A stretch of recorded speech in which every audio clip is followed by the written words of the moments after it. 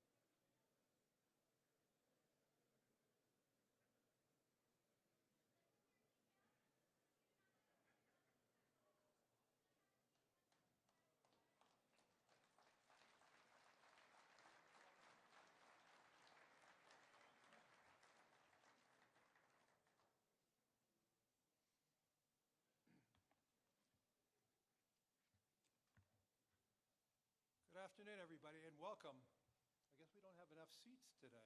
Wow. In the last quarter century, a sitting president of the United States has come to Davos only twice.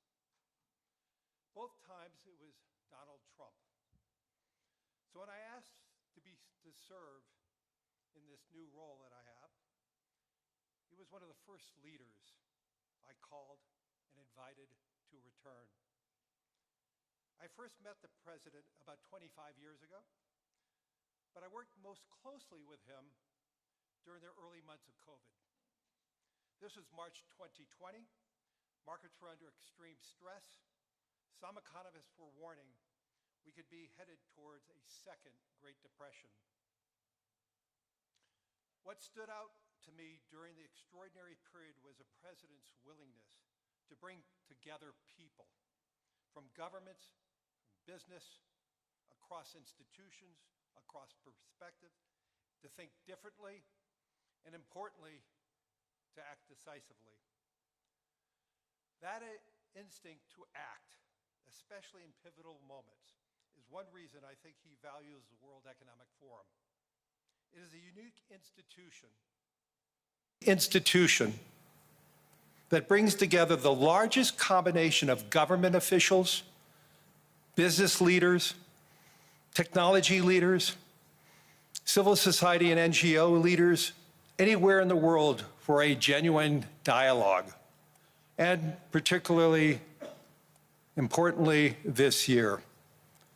Thankfully, this group is meeting under better economic circumstances than during the pandemic, but once again, we're facing very serious different economic conditions around the world. One of the central challenges that is impacting me is how capitalism can benefit more, and how can we broaden our global economy for greater and greater participation. That is a question where the president has shown real leadership through investing in infrastructure, reducing barriers to growth, and initiatives like the Trump account, designed to give more Americans a direct stake in the growth of the U.S. economy. As he enters the second year of his second term, we are interested in hearing his plans for 2026 and beyond, and will no doubt create more and more conversation. And that's what the forum is about, a serious conversation in the spirit of dialogue. Discussions where the world is headed, where are we going, and these discussions would be incomplete without the President of the United States, the most important leader in the world. We appreciate him here, so let me introduce and welcome back to Davos the President of the United States, Donald J. Trump.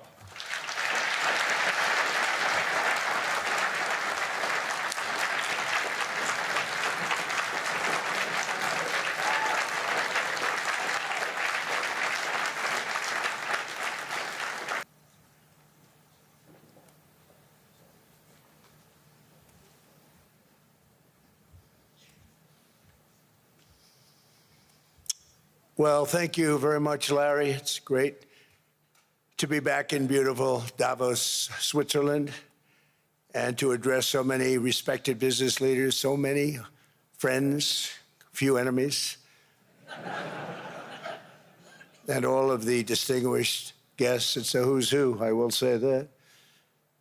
I've come to this year's World Economic Forum with truly phenomenal news from America. Yesterday marked the one-year anniversary of my inauguration, and today, after 12 months back in the White House, our economy is booming, growth is exploding, productivity is surging, investment is soaring, incomes are rising, inflation has been defeated, our previously open and dangerous border is closed and virtually impenetrable. And the United States is in the midst of the fastest and most dramatic economic turnaround in our country's history. Under the Biden administration, America was plagued by the nightmare of stagflation, meaning low growth, and high inflation a recipe for misery, failure, and decline.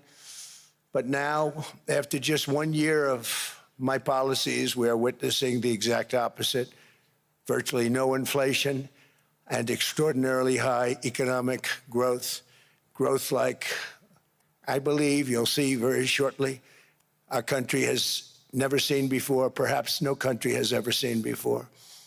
Over the past 3 months, core inflation has been just 1.6%. Meanwhile, fourth quarter growth is projected to be 5.4%, far greater than anybody other than myself and a few others had predicted. Since the election, the stock market has set 52 all-time high records. So that's in 1 year, 52 records, adding $9 trillion in value to retirement accounts, 401ks, and people's savings. People are doing very well. They're very happy with me.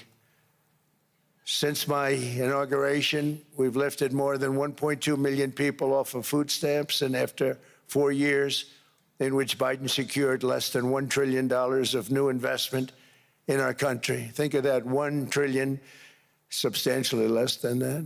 In 4 years, we've secured commitments for a record-breaking $18 trillion, and we think when the final numbers come out, they'll be closer to $20 trillion of investment.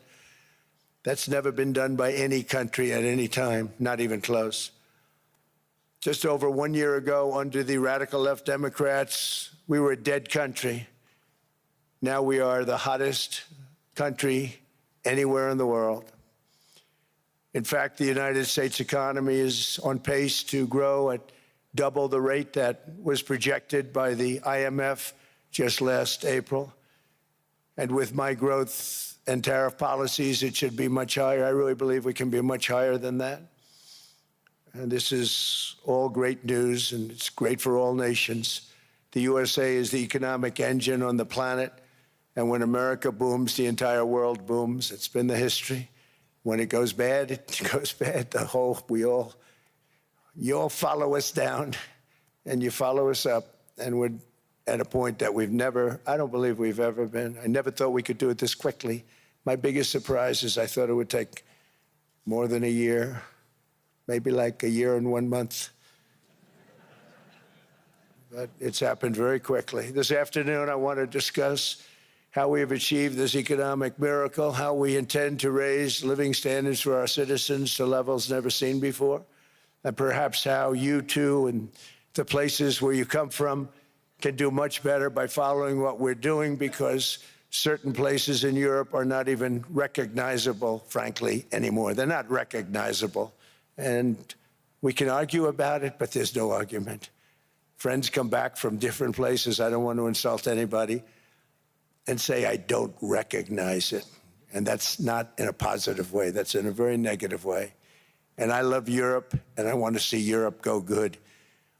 But it's not heading in the right direction. In recent decades, it became conventional wisdom in Washington and European capitals that the only way to grow a modern Western economy was through ever-increasing government spending, unchecked mass migration, and endless foreign imports. The consensus was that so-called dirty jobs and heavy industry should be sent elsewhere, that affordable energy should be replaced by the Green New Scam, and that countries could be propped up by importing new and entirely different populations from faraway lands. This was the path that Sleepy Joe Biden administration and many other Western governments very foolishly followed, turning their backs on everything that makes nations rich and powerful and strong. And there's so much potential in so many nations. The result was record budget and trade deficits and a growing sovereign deficit driven by the largest wave of mass migration in human history. We've never seen anything like it. Quite frankly, many parts of our world are being destroyed before our very eyes, and the leaders don't even understand what's happening. And the ones that do understand aren't doing anything about it.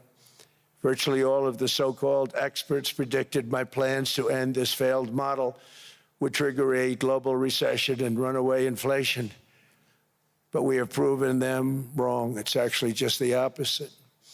In 1 year, our agenda has produced a transformation like America has not seen in over 100 years. Instead of closing down energy plants, we're opening them up. Instead of building ineffective, money-losing windmills, we're taking them down and not approving any. Instead of empowering bureaucrats, we're firing them, and they're going out and getting jobs in the private sector for 2 and 3 times what they were making in government. So they started off hating me when we fired them, and now they love me. Instead of raising taxes on domestic producers, we're lowering them and raising tariffs on foreign nations to pay for the damage that they've caused. In 12 months, we have removed over 270,000 bureaucrats from the federal payrolls, the largest single-year reduction in government employment since the end of World War II. Nobody thought that was coming, but we had no choice. To make a country great, you can't have all federal jobs. We've cut federal spending by $100 billion and slashed the federal budget deficit by 27% in the single year. It's going to go down quite a bit more from that, driving inflation way down from the record highs of the Biden administration. Every month, they went up and up and up. I promised to cut 10 old regulations for every single new regulation, but instead I've cut, actually, till this point, 129 regulations for every 1 new regulation approved. So every time they come in with a new regulation, we do at least 10, but so far it's averaging out to 129, if you can believe it. In July, we passed the largest tax cuts in American history, including no tax on tips, no tax on overtime, no tax on Social Security for our great seniors. We also provided 100% expensing, that's the one they like, and bonus depreciation for all new equipment and capital investments to help companies expand and shift production to America. They are so in love with that. They build a plant, they're able to deduct it immediately, the whole thing, rather than waiting 38 to 41 years in the old days. This is a miracle taking place. Nobody thought it would ever be done by any country, but it's done by us. It was what made my first term the most successful 4-year term that we've ever had from a financial standpoint. And now we've upped it. This is a 10-year program, not a 1-year program. But you're allowed to deduct everything in 1 year. It used to be 38 to 41 years. With tariffs, we've radically reduced our ballooning trade deficit, which was the largest in world history. We were losing more than $1 trillion every single year, and it was just wasted. It was going to waste. But in 1 year, I slashed our monthly trade deficit by a staggering 77%, and all of this with no inflation, something everyone said could not be done. There were a couple of brilliant people that actually thought I was doing the right thing. I thought I was doing the right thing. Now they all think I'm doing the right thing because they can't believe the numbers. American exports are now up by more than $150 billion. Domestic steel production is up by 300,000 tons a month, and it's doubling over the next 4 months. It's doubling and tripling, and we have steel plants being built all over the country. Nobody thought they'd see that. Factory construction is up by 41%, and that number is really going to skyrocket right now because that's during a process that they're putting in to get their approvals, and we've given very, very quick, fast approvals. In the process, we've made historic trade deals with partners covering 40% of all U.S. trade. Some of the greatest companies and countries in the world. We have countries as our partner, too. The European nations, Japan, South Korea. They're our partners. They've gone into massive deals with us, especially on oil and gas. And these agreements raise growth and cause stock markets to boom, not only in the U.S., but virtually every country that came to make a deal, because, as you've learned, when the United States goes up, you follow. It's really become a staple. In America, I've stopped the nation-wrecking energy policies that drive up prices while sending jobs and factories to the world's worst polluters. They are indeed polluters. Under sleepy Joe Biden, new domestic oil and gas leases fell by 95%. Think of that. And they wonder, why was gasoline going up so fast? The gasoline actually topped $5 a gallon, and some places $7 a gallon, and more than 100 major power plants were violently shut down by incompetent people that had no idea what the hell they were doing. Under my leadership, U.S. natural gas production is at an all-time high by far. U.S. oil production is up by 730,000 barrels a day, and last week we picked up 50 million barrels from Venezuela alone.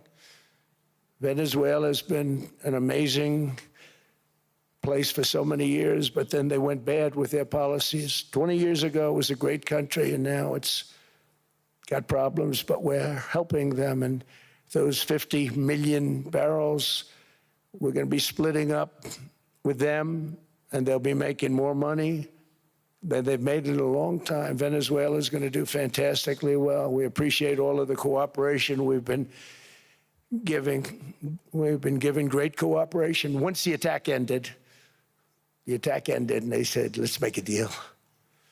More people should do that. But Venezuela is going to make more money in the next 6 months than they've made in the last 20 years.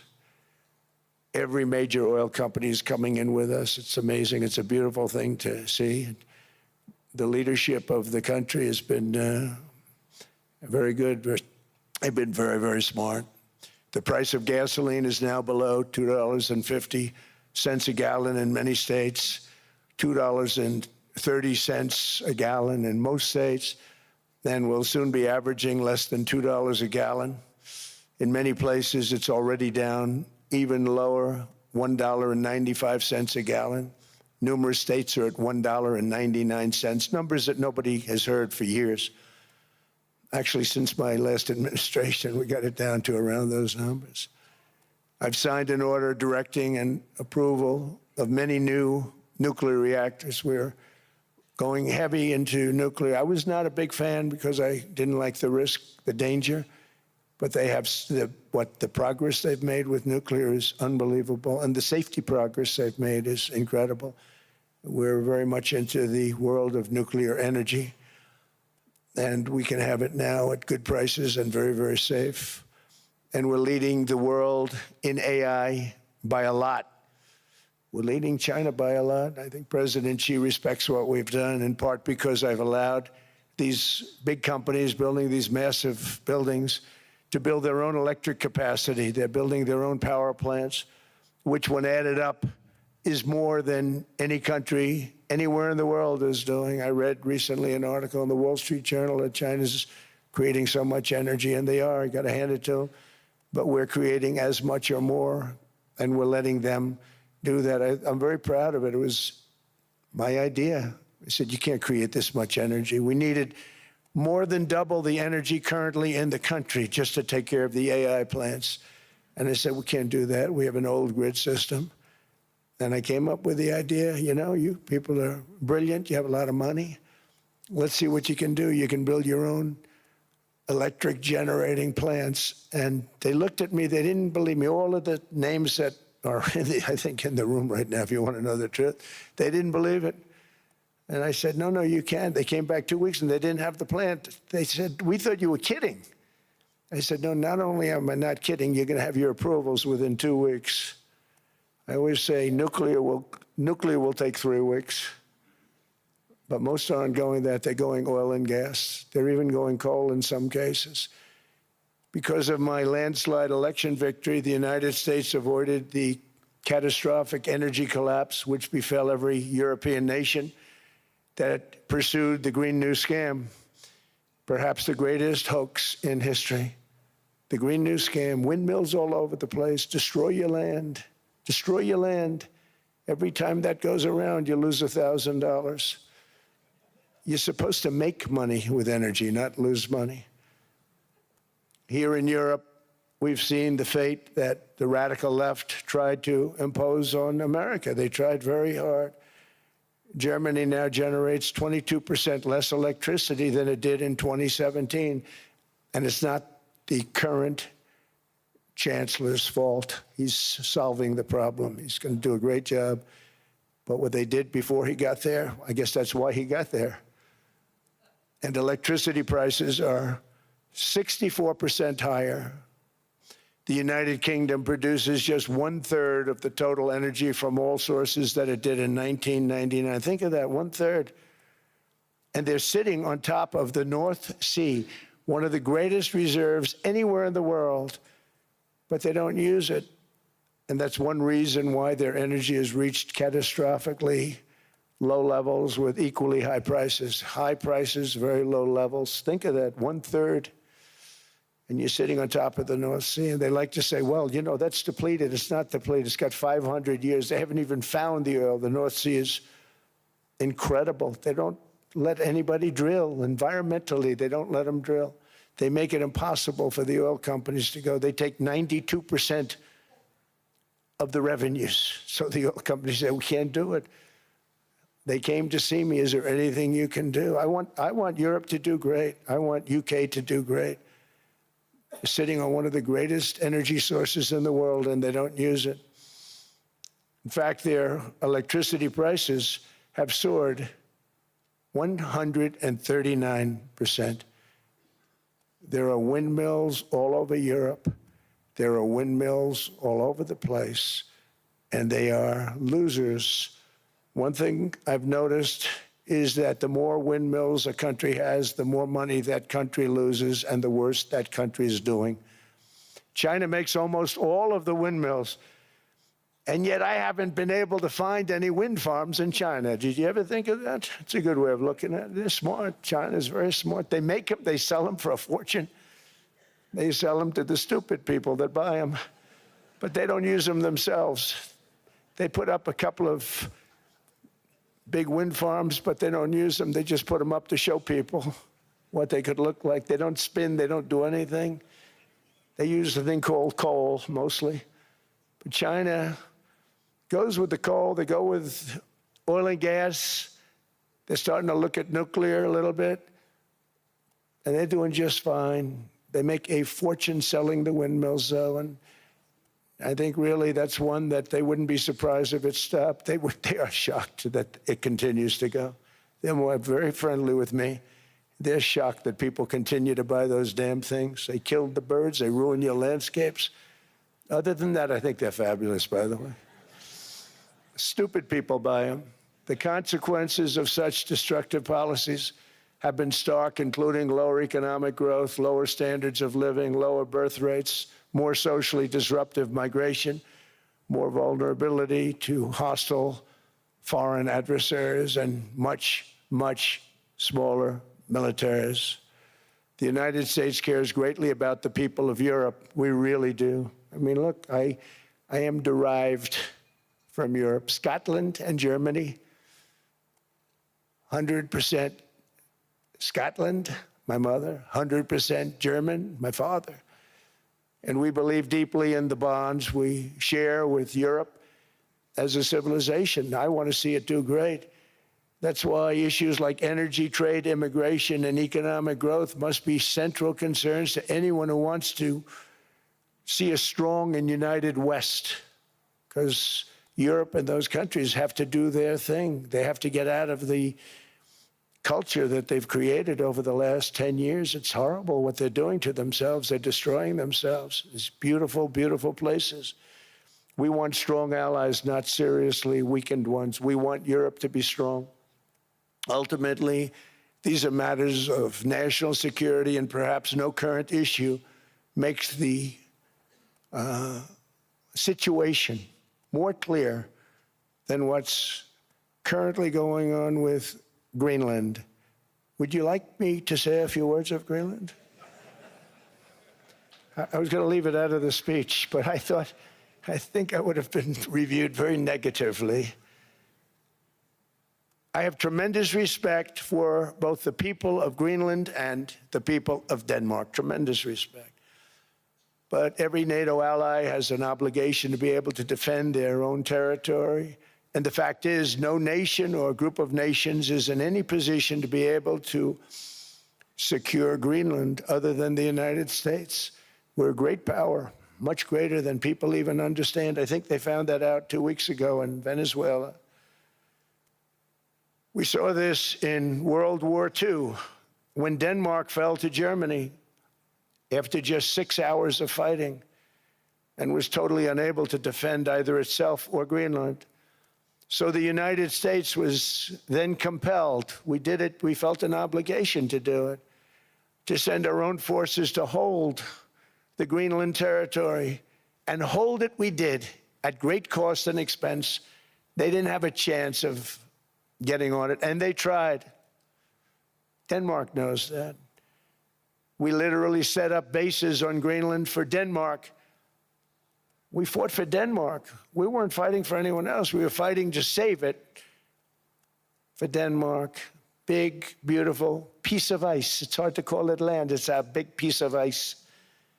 But we saved Greenland and successfully prevented our enemies from gaining a foothold in our hemisphere. So we did it for ourselves also. And then after the war, which we won it big. Without us, right now you'd all be speaking German and a little Japanese, perhaps. After the war, we gave Greenland back to Denmark. How stupid were we to do that? But we did it. But we gave it back. But how ungrateful are they now? So now our country and the world face much greater risks than it did ever before because of missiles, because of nuclear, because of weapons of warfare that I can't even talk about. 2 weeks ago, they saw weapons that nobody ever heard of. They weren't able to fire one shot at us. They said, what happened? Everything was discombobulated. They said, we've got them in our sights. Press the trigger, and nothing happened. No anti-aircraft missiles went up. There was one that went up about 30 feet and crashed down right next to the people that sent it. They said, what the hell is going on? Those defensive systems were made by Russia and by China. So they're going to go back to the drawing boards, I guess. Greenland is a vast, almost entirely uninhabited and undeveloped territory that's sitting undefended in a key strategic location between the United States, Russia, and China. That's exactly where it is, right smack in the middle.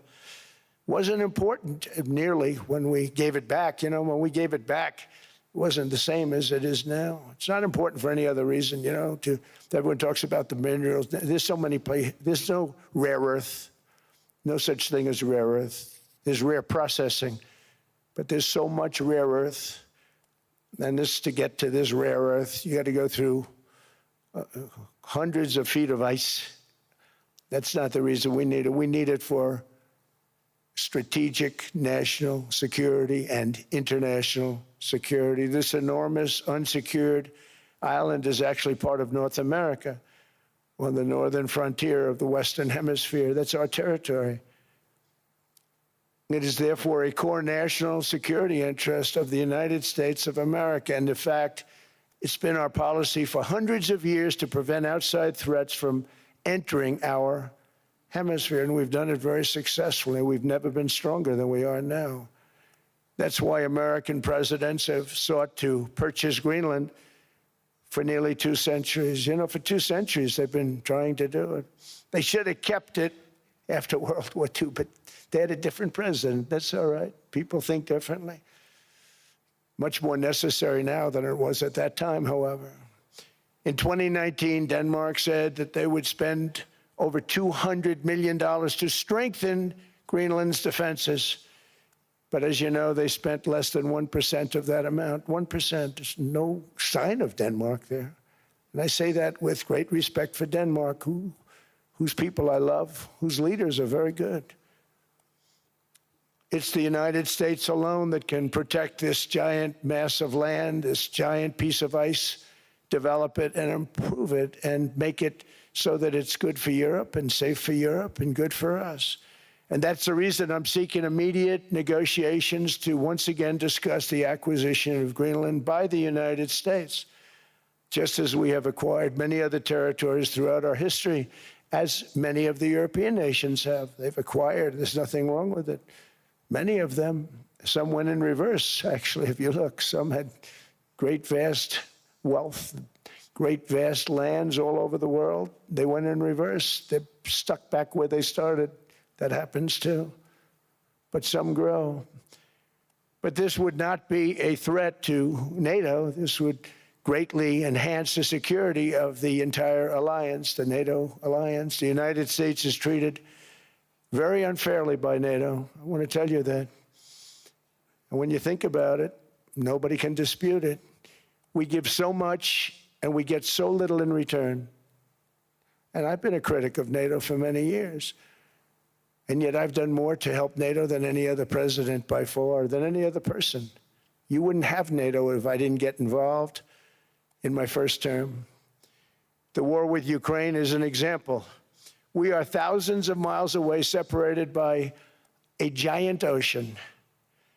It's a war that should have never started, and it wouldn't have started if the 2020 U.S. presidential election weren't rigged. It was a rigged election. Everybody now knows that. They found out. People will soon be prosecuted for what they did.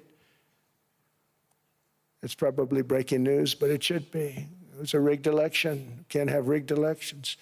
You need strong borders, strong elections, and ideally a good press. I always say it. Strong borders, strong elections, free, fair elections, and a fair media. The media is terrible. It's very crooked. It's very biased, terrible. But someday it'll straighten out because it's losing all credibility. Think of it, when I win in a landslide, a giant landslide, won all 7 swing states, won the popular vote, won everything, and I only get negative press. That means that it has no credibility. And if they're going to get credibility, they're going to have to be fair. So you need a fair press. But you also need those other elements. And I inherited a terrible, terrible situation. If you look, the border was open, the inflation was raging, everything was bad with the United States when I came into office. But I also inherited a mess with Ukraine and Russia, something that would have never happened. And I know Putin very well. He and I would discuss Ukraine. It was the apple of his eye, but he wasn't going to do anything. I said, Vladimir, you're not doing it. He would never have done it. It was terrible what happened. I could see it happening, too. After I left, I could see it happening. Biden had given Ukraine and NATO $350 billion, a staggering sum, $350 billion.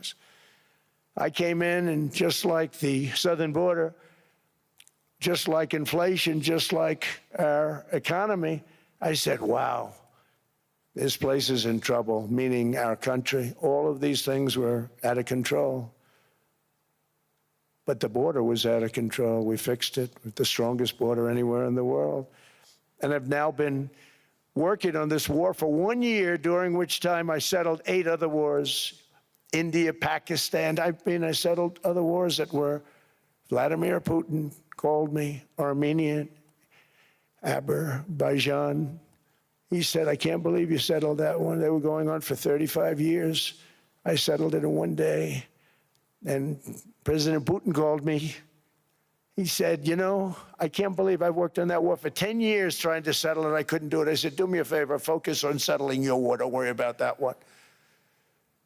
What does the United States get out of all of this work, all of this money, other than death, destruction, and massive amounts of cash going to people who don't appreciate what we do? They don't appreciate what we do. I'm talking about NATO, I'm talking about Europe. They have to work on Ukraine. We don't. The United States is very far away. We have a big, beautiful ocean separating us. We have nothing to do with it. Until I came along, NATO was only supposed to pay 2% of GDP. But they weren't paying. Most of the countries weren't paying anything. The United States was paying for virtually 100% of NATO. And I got that stopped. I said, that's not fair. But then, more importantly, I got NATO to pay 5%, and now they were paying, and now they are paying. So something nobody said was possible. They said, we will never go up higher than 2%. But they went to 5%, and now they're paying the 5. They didn't pay the 2, and now they're paying the 5. And they're stronger for it, and they have an excellent, by the way, Secretary General, who's possibly in the room. Mark, are you here? Yes, he's here. Hello, Mark. We never asked for anything, and we never got anything. We probably won't get anything unless I decide to use excessive strength and force where we would be, frankly, unstoppable. But I won't do that. Okay? Now everyone's saying, oh, good. That's probably the biggest statement I made, because people thought I would use force. I don't have to use force. I don't want to use force. I won't use force. All the United States is asking for is a place called Greenland, where we already had it as a trustee, but respectfully returned it back to Denmark not long ago after we defeated the Germans, the Japanese, the Italians, and others in World War II. We gave it back to them. We were a powerful force then, but we are a much more powerful force now. After I rebuilt the military in my first term and continue to do so today, we have a budget of $1.5 trillion. We're bringing back battleships. The battleship is 100 times more powerful than the great battleships you saw in World War II, those great, big, gorgeous ships, the Missouri, the Iowa, the Alabama. Because I thought maybe we could take them out of mothballs. They said, no, sir, these ships are 100, think of that, 100 times more powerful than those big, magnificent pieces of art that you saw so many times ago, that you still see on television. You say, wow, what a force. 100 times, each ship 100 times more powerful than the big battleships of the past. So that was the end of the mothball story.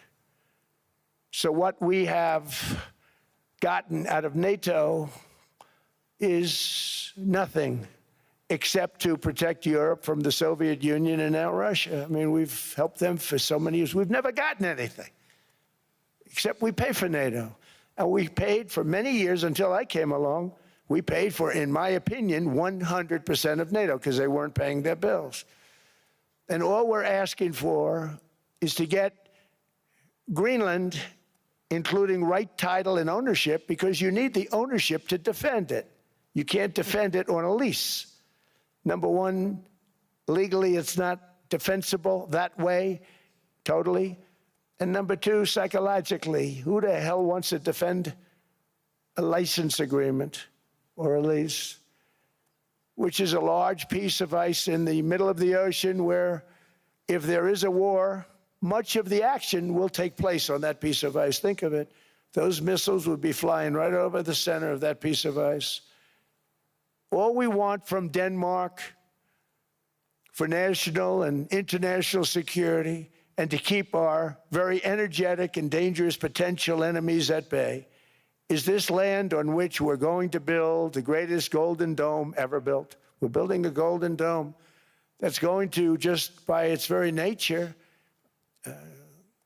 going to be defending Canada. Canada gets a lot of freebies from us, by the way. They should be grateful also, but they're not. I watched your Prime Minister yesterday. He wasn't so grateful. But they should be grateful to us. Canada lives because of the United States. Remember that, Mark, the next time you make your statements.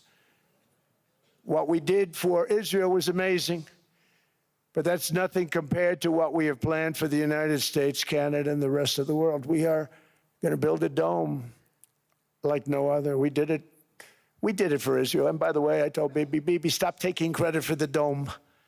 That's our technology. That's our stuff. But they had a lot of courage, and they were good fighters, and they did a good job, and we wiped out the Iran nuclear threat like nobody can believe. Nobody's ever seen anything like it. That, Venezuela, taking down Soleimani, wiping out al-Baghdadi when he tried to reinstitute ISIS. We did a lot. I did a lot of big things. all perfectly executed. Everyone was perfectly executed. Somebody told me that, a military expert told me, sir, everything you've done has been perfectly executed. I said, I know. So other presidents have spent, whether foolishly or not, trillions and trillions of dollars on NATO and gotten absolutely nothing in return. We've never asked for anything. It's always a one-way street. Now they want us to help them with Ukraine. And we say, we're going to. I'm really helping, not even them. I want to see, last week, if you saw, it was 10,000 soldiers, but last month it was 31,000 soldiers died. 31,000. That's this room times, the number of people in this room times 30. Think of it. 30,000 soldiers died in 1 month. The month before it was 27,000. The month before that it was 28,000. The month before that it was 25,000. It's a bloodbath over there. And that's what I want to stop. It doesn't help the United States, but these are souls. These are young people. Look like you, look like some of you right in the front row. They go to war. Their parents are so proud. Oh, there he goes, comes back. 2 weeks later, they get a call, your son's head's been blown off. I want to stop it. It's a horrible war. It's the worst since World War II. They keep going, they'll exceed World War II. The numbers are staggering, how many people they've lost. They don't want to talk about it. Ukraine and Russia lost just tremendous amounts. And I'm dealing with President Putin, and he wants to make a deal, I believe. I'm dealing with President Zelensky, and I think he wants to make a deal. I'm meeting him today. He might be in the audience right now. But they got to get that war stopped because too many people are dying, needlessly dying. Too many souls are being lost. It's the only reason I'm interested in doing it. But in doing it, I'm helping Europe, I'm helping NATO, and I've until the last few days when I told them about Iceland, they loved me. They called me daddy, right, last time. A very smart man said, he's our daddy. He's running it. I was like running it. I went from running it to being a terrible human being. But now what I'm asking for is a piece of ice, cold and poorly located, that can play a vital role in world peace and world protection. It's a very small ask compared to what we have given them for many, many decades. But the problem with NATO is that we'll be there for them 100%. But I'm not sure that they'd be there for us. If we gave them the call, gentlemen, we are being attacked. We're under attack by such and such a nation. I know them all very well. I'm not sure that they'd be there. I know we'd be there for them. I don't know that they'd be there for us. So with all of the money we expend, with all of the blood, sweat, and tears, I don't know that they'd be there for us. They're not there for us on Iceland, that I can tell you. I mean, our stock market took the first dip yesterday because of Iceland. So Iceland's already cost us a lot of money. But that dip is peanuts compared to what it's gone up. And we have an unbelievable future in that stock. That stock market is going to be doubled. We're going to hit 50,000, and that stock market's going to double in a relatively short period of time because of everything that's happening. But this is a good example. After giving NATO and European nations trillions and trillions of dollars in defense, they buy our weapons. We make the greatest weapons in the world, but now we're going to make them faster, much faster. You saw that. I put a cap on the salaries.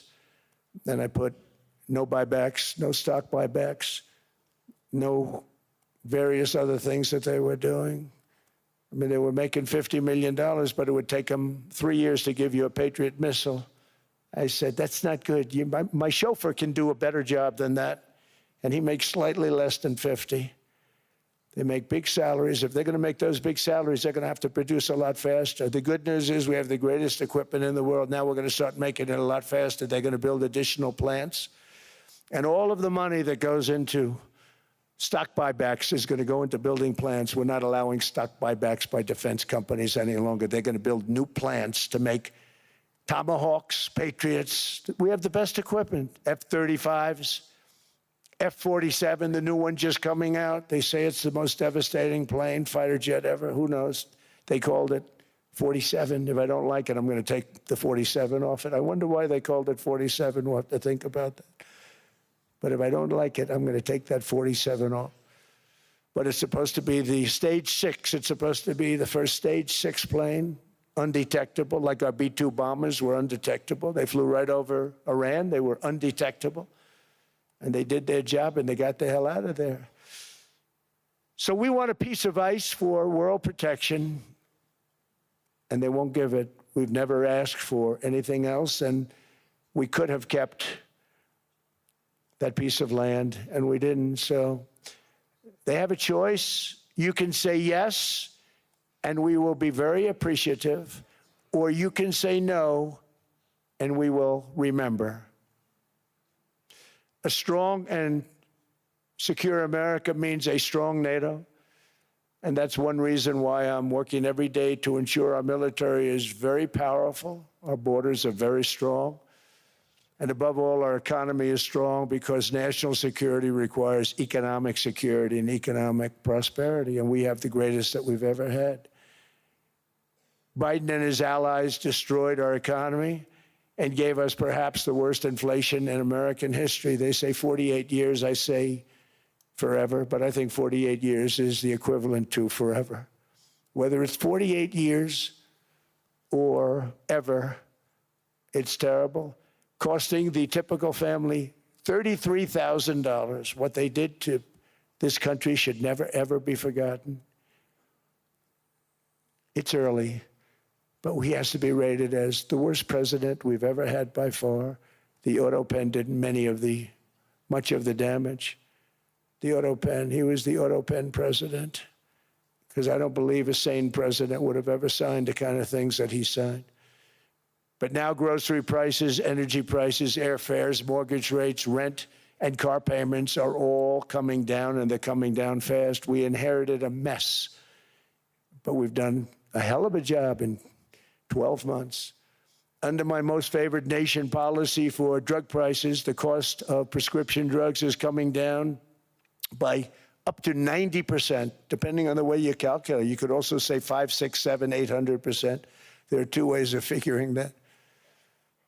But we have a favored nations policy that every president wanted, no president was able to get. I got it, and other nations approved it. And I had to use tariffs in order to get it because they said, no way. In other words, a pill that costs 10% in London costs $130. Think it costs $10 in London, costs $130 in New York or in Los Angeles. And I'd say, boy, that's bad. Friends of mine would say, you know, we go to London, you can buy the stuff for nothing. We go all over the world, we can buy it for nothing. Because basically America was subsidizing every nation in the world because presidents allowed them to get away with it. It became very tough. So when I called up Emmanuel Macron, I watched him yesterday with those beautiful sunglasses. What the hell happened? But I watched him sort of be tough. But he was at $10 for a pill. And I said, Emmanuel, and I have all the big pharmaceutical companies are in total agreement. It wasn't easy, by the way. They're tough, smart. They've been getting away with the scam for a long time. But they gave it up. But they said, you'll never get the countries to approve it. I said, why is that? Because they won't. They always said, we're not paying any more. Get the rest for the United States. So over the years, they stayed the same. We just went up, up, up. And I mean, we would pay 13, 14, 15 times more than certain countries would. So I said, no, they'll approve it 100%. Sir, you'll never get them to approve it. I said, I guarantee you. But I actually started with Emmanuel, who probably is in the room too. And I like him. I actually like him. Hard to believe, isn't it? And I said, Emmanuel, you're going to have to lift the price of that pill to $20, maybe $30. Think of that. That means it's a doubling of prescription drugs. Might be a tripling, might be a quadrupling. It's not easy. No, no, no, Donald, I will not do that. I said, yes, you will, 100%. He said, no, no, no. You're asking me to double. I said, Emmanuel, you've been taking advantage of the United States for 30 years with prescription drugs. You really should do it, and you will do it. I have no doubt. In fact, I am 100% sure you're going to. No, no, no, I will not do it. Because he has to, in all fairness to him, he has to double or triple. Because the world being a bigger place than the United States, it's not that you meet in the middle. You just have to go up some, and we come down a lot. They go up a little, we come down a lot. So we're at $130, they're at 10. So they may have to go to 20 or 30. No more than that. I said, Emmanuel, you're going to be doubling or tripling? No, no, no. I said, here's the story, Emmanuel. The answer is you're going to do it, you're going to do it fast. And if you don't, I'm putting a 25% tariff on everything that you sell into the United States and a 100% tariff on your wines and champagnes. And that's about 10 times more than what I'm requesting. And you're going to do it. I don't want to go public with it, but you may make me do that. No, no, Donald, I will do it. I will do it. It took me, on average, 3 minutes a country, saying the same thing. You will do it. They all said, no, no, no, I will not do it. You're asking me to double the cost of prescription. I said, that's right, because you've been screwing us for 30 years. And they said, we will not do it. I said, that's all right. On Monday morning, we're putting a 25, 30, 50. I gave different numbers for different countries. This is also national security we're talking about. Not fair. We're not going to subsidize the whole world. And every one of those countries have agreed to do it. So one of the biggest things that I've done is the fact that we have now most favored nation. We will pay whatever the lowest price is in the entire world. So our drug prices are going to be coming down by staggering 90%. Again, you could say 1,000%, 2,000%. Depends on the way you want to figure it, but we'll go with the way the fake news likes it better because it sounds, can you imagine a 90% reduction sounds much worse. But drug prices are going to be coming down tremendously in all the nations, and I appreciate them doing it, but they did it, in all fairness, without tariffs. I wouldn't have been able to get it done. After declining $3,000 under Biden, real incomes are up in the United States by $2,000, $3,000, and even $5,000 and more. Home ownership has always been a symbol of health and vigor of American society, but that goal fell out of reach for millions and millions of people in the Biden era because interest rates went up so high. Today, I'm taking action to bring back this bedrock of the American dream. In recent years, Wall Street giants and institutional investment firms, many of you are here, many of you are good friends of mine, many of you are supporters. Sorry to do this, Joe, I'm so sorry. But you've driven up housing prices by purchasing hundreds of thousands of single-family homes, and it's been a great investment for them. Often as much as 10% of houses on the market. You know, the crazy thing is a person can't get depreciation on a house, but when a corporation buys it, they get depreciation. Okay, that's something we're going to have to think about, too. I don't know if too many people think about that. You buy a corporation, they buy 500 houses. They buy hundreds of thousands. They buy 500 houses. They can take depreciation. A person sweats and works and buys one house, they can't. But homes are built for people, not for corporations, and America will not become a nation of renters. We're not going to do that. That's why I have signed an executive order banning large institutional investors from buying single-family homes. It's just not fair to the public. They're not able to buy a house. And I'm calling on Congress to pass that ban into permanent law, and I think they will. One of the biggest barriers to saving for a down payment has been surging credit card debt. The profit margin for credit card companies now exceeds 50%, one of the biggest. And they charge Americans interest rates of 28%, 30%, 31%, 32%. Whatever happened to usury? So to help our citizens recover from the Biden disaster, all caused by this horrible, just horrible precedent, I'm asking Congress to cap credit card interest rates at 10% for 1 year. And this will help millions of Americans save for a home. They have no idea they're paying 28%. They go out there a little late in their payment and they end up losing their house. It's terrible. To unleash innovation in savings and financing, I'm also working to ensure America remains the crypto capital of the world. And to that end, last year, I signed the landmark Genius Act into law. Now Congress is working very hard on crypto market structure legislation, Bitcoin, all of them, which I hope to sign very soon, unlocking new pathways for Americans to reach financial freedom. And I did it for two reasons. Number one, I thought it was politically good, and it was. I got tremendous political support. But more importantly, China wanted that market too. It's just like they want the AI. And we've got that market, I think, pretty well locked up. If I didn't do it, Biden was totally against it until before the election, when they realized that, there were millions of people voting against him over crypto. And all of a sudden, they loved it very much, but it was too late. They blew it. But it is politically popular, but it's much more importantly, we have to make it so that China doesn't get the hold of it. And once they have that hold, we're not going to be able to get it back. So I'm honored to have done it. Finally, I've instructed government-backed institutions to purchase up to $200 billion in mortgage bonds to bring down interest rates.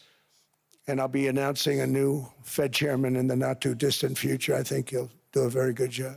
See, I gave away some of it. He did give that away. So we have something, got something, but somebody that's very respected. They're all respected. They're all great. Everyone that I interviewed is great. Everyone could do, I think, a fantastic job. Problem is they change once they get the job. They do. They're saying everything I want to hear, and then they get the job. They're locked in for 6 years. They get the job, and all of a sudden, let's raise rates a little bit. I call them, sir, we'd rather not talk about this. It's amazing how people change once they have the job, but it's too bad. Sort of disloyalty, but they got to do what they think is right. We have a terrible chairman right now, Jerome Too Late Powell. He's always too late. And he's very late with interest rates, except before the election, he was just fine for the other side.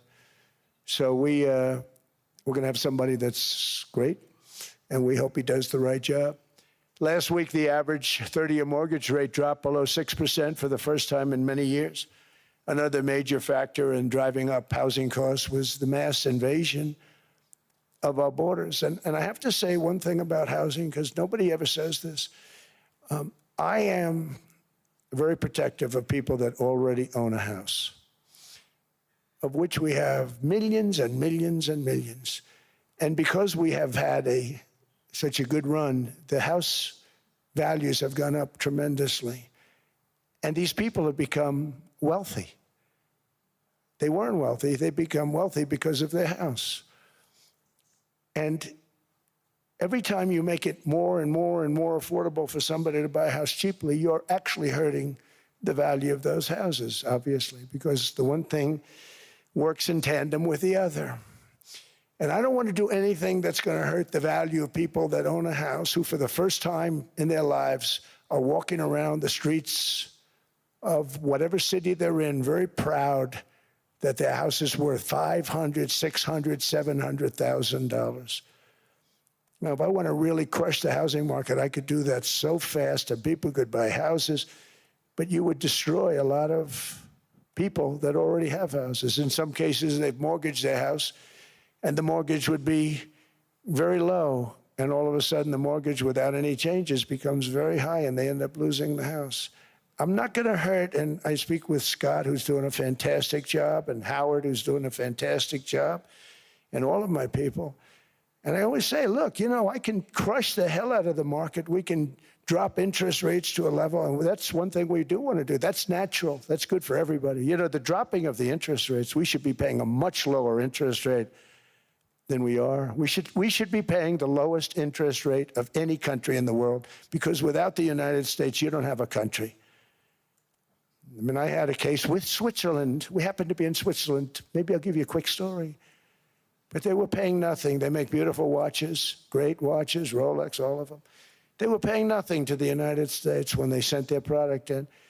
And we had a $41 billion deficit, $41 billion with this beautiful place. Flew over it, isn't it nice? So I said, let's put a 30% tariff on them so that we get back some of it, not all of it at all. We'd still have a deficit, big deficit. We had 41 million. That's a big deficit. And I said, let's put a tariff on. Different tariffs, different places. You're all party to them. In some cases, victims to them. But in the end, it's a fair thing. And most of you realize that. But we put a 30% tariff on Switzerland, and all hell broke loose. They were calling, I mean, like you wouldn't believe. And I know so many people from Switzerland, incredible place, incredible, brilliant place. But I didn't realize that they're only good because of us. And there's so many other examples. I mean, us, probably other places, but a majority of the money they make is because of us, because we never charged them anything. So they come in, they sell their watches, no tariffs, no nothing. They walk away, they make $41 billion on just us. So I said, no, we can't do that. So I'm going to bring it up. I still would have a deficit pretty substantial, but I brought it up to 30%. And I guess Prime Minister, I don't think President, I think Prime Minister called a woman, and she was very repetitive. She said, no, no, no, you cannot do that, 30%. You cannot do that. We are a small, small country. I said, yeah, but you have a big, big deficit. You may be small, but you have a bigger deficit than big countries.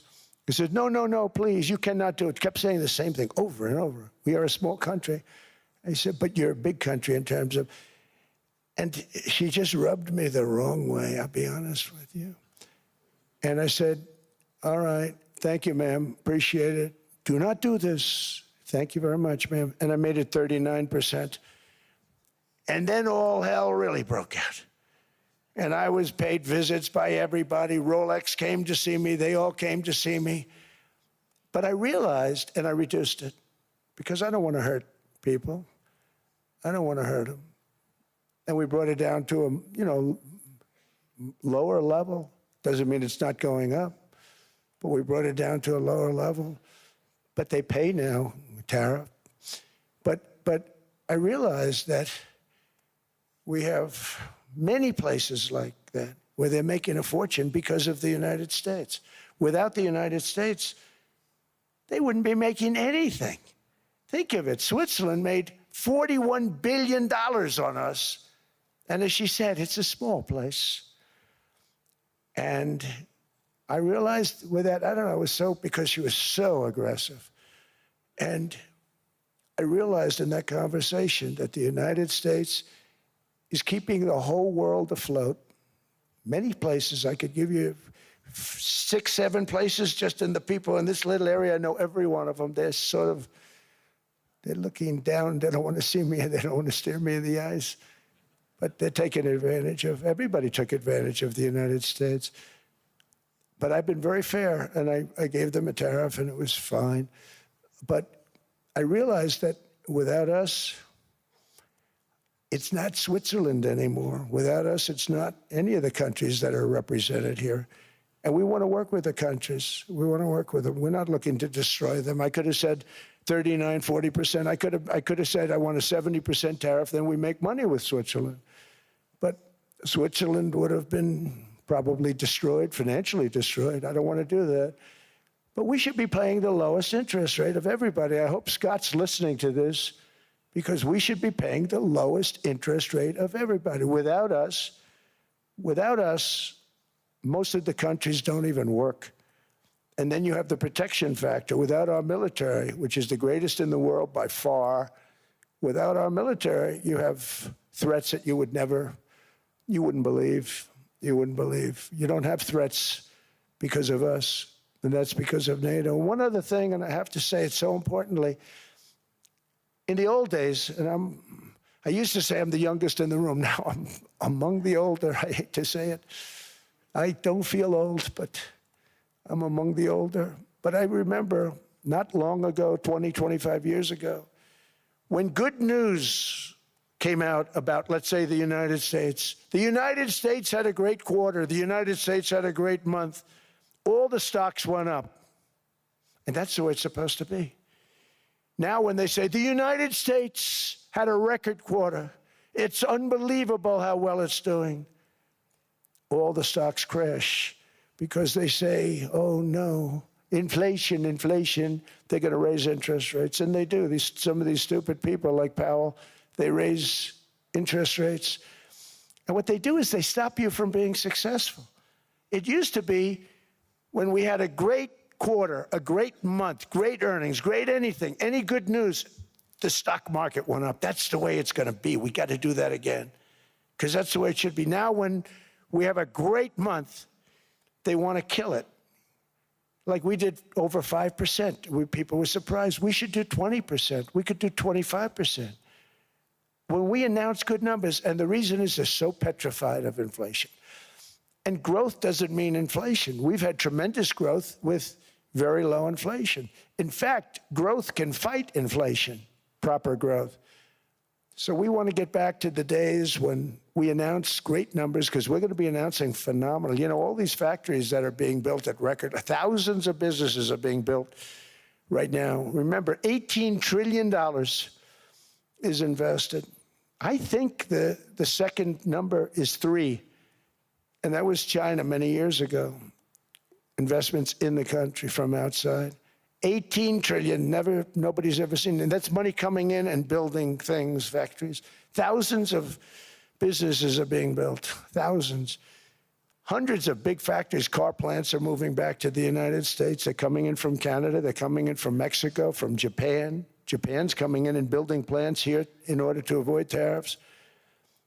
They're coming in from China. They're coming in from all over the world. We have more plants being built now, car plants, than we've ever had built, even in the heyday from the 1940s and 50s. And they're bigger. They don't use renovations anymore where they take an old plant, they rip it down, they build a brand new plant, super modern plant. But it's happening at levels that nobody's ever seen. In 2024, the U.S. built less than 2 million new homes, but Biden admitted more than 8 million new migrants. And those days are over. In 2025, for the first time in 50 years, the United States had reverse migration. Boy, that was nice. And these were criminals that were being taken out of our country because they allowed people to come into our country from jails, from gangs, drug dealers, murderers. 11,888 murderers. We've gotten most of them out. And then ICE gets beat up by stupid people from leadership in Minnesota. We actually are helping Minnesota so much, but they don't appreciate it. Most places do. You know, Washington, D.C. is the safest place now in the United States. It was a very dangerous place to walk, and now you can walk with your wife, your kids, right through the middle of the city. Right now, Washington, D.C. is as safe as it gets. It was one of the most unsafe, I had to admit. We sent in the military, the National Guard. Within 2 months, it was great. Within 3 months, it's like a really great place and a safe place and a beautiful place. It's even been cleaned up. The graffiti's gone. The fences are gone. We don't have to worry about fences anymore. All of the places, the grasses are cut and replaced with new grass in many cases. It's all going to happen in the spring. But Washington and D.C. is beautiful again, and it's safe. New restaurants are opening up. They were all closing. Now you can't get into a restaurant. Restaurants in Washington, D.C. are all opening. Memphis also, Memphis, Tennessee, New Orleans, Louisiana. We're there for 3 weeks. We've cut the crime down by 64%. Within another month, we'll have virtually no crime there. We can do that all over. We're going to help the people in California. We want to have no crime. I know Gavin was here. I used to get along so great with Gavin when I was president. Gavin's a good guy. And we're going to, if he needed it, I would do it in a heartbeat. I'd love to see. We did help them a lot in Los Angeles, a lot with the early in my term when they had some problems. But we would love to do it. I will say this, if I were a Democrat governor or whatever, I would call up Trump. I'd say, come on in, make us look good. Because we're cutting crime down to nothing. And we're taking people out, career criminals, who are only going to do bad things, and we're bringing them back to their countries. But where we've done it, it's been amazing. And we have a capacity to do it at much greater levels. We're cutting illegal aliens off welfare and other government benefits, and I have directed that starting immediately, there will be no more payments to sanctuary cities because they are really just sanctuaries for criminals. They're really protecting criminals, and those are the ones we have to get out of the country: murderers, drug dealers, the mentally insane. They emptied their mental institutions into the United States. And despite that, we have the lowest crime numbers that we've ever had in the history of the country. Just came out. But equally importantly, we're cracking down on more than $19 billion in fraud that was stolen by Somalian bandits. Can you believe that Somalia? They turned out to be higher IQ than we thought. I always say these are low IQ people. How did they go into Minnesota and steal all that money? And we have, you know, they're pirates. They're good pirates, right? But we shoot them out of the water just like we shoot the drug boats out. They're not pirating too many boats lately, do you notice? When they go out into those boats, they want to take over $1.5 billion tanker loaded up with oil, and they say, we're going to blow up your boat. They have powerful weapons. You hit the side of the boat, you blow the whole thing up. The insurance companies are petrified, so they say, just give them the boat. We'll give them money instead. And I don't do that. We blow them right the hell out of the water. We see them going out, we blow them out of the water. We don't have any pirates so much anymore. If we do, they won't be there long. We've cut down with the hitting of the boats that are loaded up with drugs, including submarines. Can you believe they actually buy small, they call them mini subs, very fast. They're meant for drugs. We've knocked out 2 of them. The Democrats say they were fishing. You have ruined somebody's fishing weekend, I would say. A submarine is not a fishing boat. You don't fish. But we've knocked down drugs by water, the oceans, the sea, by 97.2%. Think of that. And I actually say, who the hell are the 3%? Because I would not want to be piloting one of those boats. We knocked them down, and now we're going to start on land. We're going to knock it all out. The land is the easy part. What we did on sea is incredible, and that's our great military. The situation in Minnesota reminds us that the West cannot mass import foreign cultures which have failed to ever build a successful society of their own. I mean, we're taking people from Somalia, and Somalia is a failed, it's not a nation. Got no government, got no police, got no military, got no nothing. And then we have this fake congressperson who they just reported is worth $30 million. You believe this? Ilhan Omar, talking about the Constitution provides me. She comes from a country that's not a country, and she's telling us how to run America. Not going to get away with it much longer, let me tell you. The explosion of prosperity and conclusion and progress that built the West did not come from our tax codes. It ultimately came from our very special culture. This is the precious inheritance that America and Europe have in common. We share it. We share it, but we have to keep it strong. We have to become stronger, more successful, and more prosperous than ever. We have to defend that culture and rediscover the spirit that lifted the West from the depths of the Dark Ages to the pinnacle of human achievement. We live in an incredible, changing period. It's an unbelievable time, but we have to take advantage of the time that we're in. In our hands are technologies that our ancestors could scarcely have. I mean, they couldn't have even dreamt some of the things that we see today. And so rapidly they're produced. I mean, AI, 2 years ago, nobody ever heard of the term, and now everybody's talking about it. And it can have some very good purpose. It could also have some dangerous purpose, and for that we have to watch out. But some tremendous things are happening because of it. And we're leading by so much. We're doing so well. But opportunities that are bigger and grander than ever before in human history are right before us. It is the pioneers in this room. Many of you in this room are true pioneers. You're truly brilliant, brilliant people. Just your ability to get a ticket is brilliant because you have about 50 people for every seat. I don't know what, that's Larry. Everything Larry touches turns to gold. He made this very successful. But you're in this room, And some of you are the greatest leaders anywhere in the world. You're the greatest brains anywhere in the world. And the future is unlimited, and to a large part because of you. And we have to protect you, and we have to cherish you.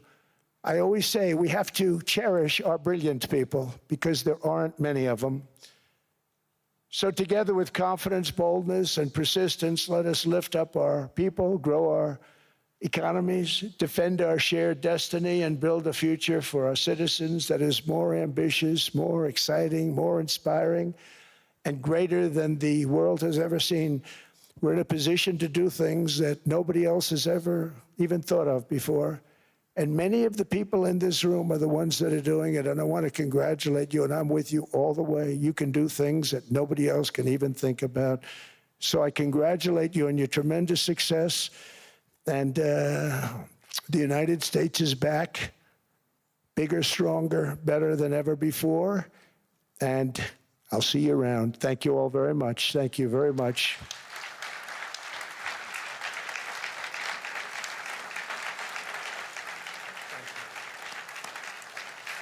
Thank you.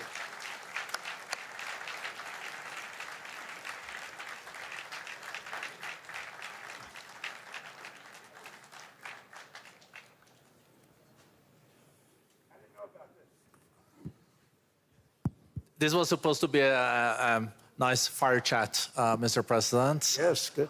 I got set up. No, I did know. You made the job for the moderator really easy. Thank you, Mr. President, for your speech. I do have a few follow-up questions, if it's okay. Sure. I don't think I should start with Greenland, maybe. I'll start with the economy. The U.S. economy is doing really, really well.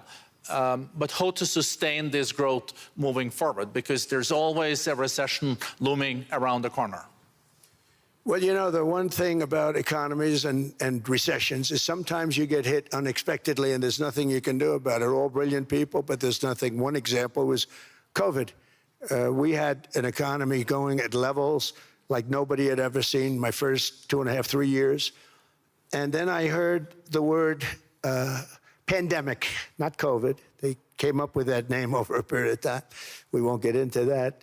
But I heard the word pandemic. And I had a poll come out that was so strong just prior to that. And I was with the two best pollsters, McLaughlin and Fabrizio. And they said, sir, George Washington and Abraham Lincoln, if they came back and ran as president and vice president, they couldn't beat you. And then what happened is the following day, I was told to stay tuned because there's something really bad happening in China. There are bodies laying all over Wuhan, right around that certain building that we talk about. I always said it came from Wuhan. It did come from Wuhan. And they were body bags. We saw it by satellite. And they said, there are strange things happening in China. And so it began. And we ended up with the COVID, and the whole world suffered. We did a phenomenal job. I don't think we got the credit we deserved. We did something that Operation Warp Speed, which some people say was one of the greatest military feats ever. We did a great job. Used our military, used a lot of people. But sometimes you get hit with things, nothing you can do. You get hit with things like that unexpectedly. And we got through it. And when I left, the stock market was higher than it was previous to the COVID coming up. And that was, I called it a great achievement. But things happen, bad things happen. The things that we can stop are wars if we're smart. That we can stop. Those are a matter of being intelligent and having intelligent people on the other side, because wars are the worst of all. Wars are worse than anything. But we can stop wars because that's sort of up to us. But things like dust flying in the air, wherever COVID comes from or whatever comes, sometimes you have to be a little bit lucky. But we are poised to have an economy like no other, not only in this country, but anywhere. And you know, when you hear the kind of numbers that I can tell you that Scott Bessent was with me the other day, and he's looking at numbers. He said, I can't. And that's all he's done his whole life, pretty much your whole life. Scott, you weren't going to be a football player, I don't think. Scott was not that great at football, but he was always good at numbers, right? And he was looking at numbers. He said, I've never seen anything like this. We're poised to do things that no other country has ever done. And, you know, luck, I hate to say it, but we need a little luck. We don't want to get hit by something that nobody could have thought. Whoever thought we were going to hit by a pandemic? You know, when I heard the word pandemic, I said, oh, that's an ancient problem. World War I, they lost 100 million people. It actually ended World War I. A lot of people don't know. The Spanish flu in World War I ended the war because all the soldiers were sick. The soldiers were so sick on both sides, and that war was raging, and they were all dying from the Spanish flu. They were sick as dogs. They couldn't fight. So, you know, you don't know how that would have turned out. But so we do, I mean, subject to that, and I always have to put a caveat in for it, but we're poised to have the greatest growth of any large country, I think any country that there's been. When you look at what's happening in the United States, it's really amazing. Thank you. One thing that maybe keeps you up at night, I know you don't sleep that much anyway, Mr. President, is the debt. The U.S. debt is high, is now the biggest expenditure on your budget. How to get out of that impasse? Well, the big thing is growth. I mean, growth is the way. If we grow like this, we go from having at $37 trillion, we go from having high debt to low debt. But we also are cutting expenses, you know, the old-fashioned way. We have extraordinary growth. I think we're going to be growing our way out. I think we're going to be paying off debt. We're taking in tremendous money from tariffs fairly. And again, I'm using them judiciously. You know, Switzerland's a case study. I could have gotten much more. I could have asked for much more. But we're using them judiciously. But I think growth, most importantly, and then cutting costs. Now, if you take a look at Minnesota, $19 billion in fraud and other things. People going to airports, they came into the country, they don't have 10 cents, and they're leaving with hundreds of thousands of cash in their bags. When we get to that, and our DOJ, Pam, and Todd, and all the people that work over there, and all of the people that work in here, I can tell you, Scott Bessent is working on that. It's a priority, right? You have your whole team. We're in there looking for where this money is coming from, how much it is. It could be more than $19 billion. Can you believe that? That's just one state. If we were able to cut out 50% of the fraud, 50%, and we should be able to do better than that, we would have a balanced budget without having to talk about even growth. So we have a lot of options, but we're working very hard on that. That's a big deal. It's not just the protests, the fake protests done by agitators and, you know, professional insurrectionists. That's what they are. They're professional troublemakers. But we are looking very strong at the money, too, in Minnesota and other places.